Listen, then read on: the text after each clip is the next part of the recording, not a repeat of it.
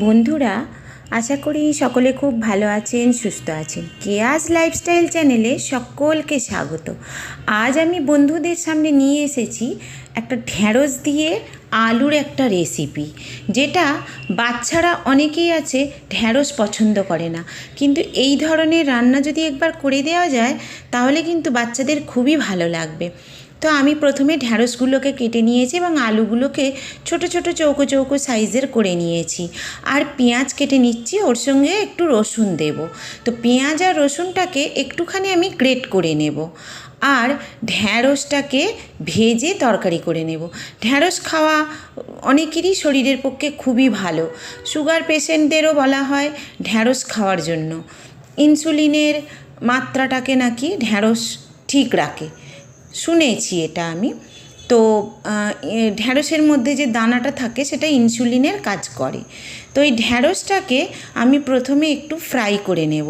তো ঢ্যাঁড়স ভাজার জন্য একটু তেল তো প্রয়োজন হয়, তবে ঢ্যাঁড়সটা একটু ভালো রকমভাবে ভাজা হয়। তবে আমি ঢ্যাঁড়সটা ভাজার জন্য যে তেলটা দেব সেটুকুই থাকবে, সেই তেলের মধ্যেই পুরো তরকারিটা হবে।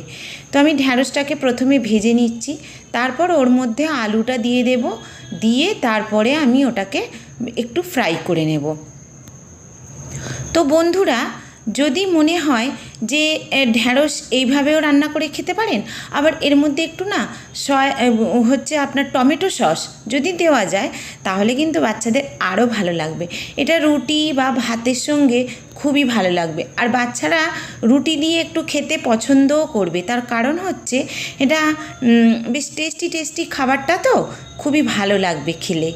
তো এইভাবে যদি রান্না করা যায়, আর গ্রেট করা ওই যে পেঁয়াজ আর রসুনটা ছিল ওটা আমি ওর মধ্যে দিয়ে দিয়েছিলাম, দিয়ে একটু ধনে গুঁড়ো, একটু জিরে গুঁড়ো, একটু নুন, হলুদ আর একটু রং হওয়ার জন্য লাল লঙ্কার গুঁড়ো দিয়েছিলাম।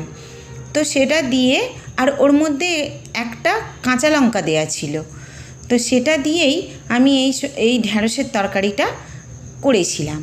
তো বন্ধুরা, যদি ভিডিওটা ভালো লেগে থাকে অবশ্যই করে কিন্তু ভিডিওটাতে একটা লাইক দিয়ে দেবেন, আর নতুন বন্ধু হয়ে থাকলে অবশ্যই চ্যানেলটাতে সাবস্ক্রাইব করে দেবেন।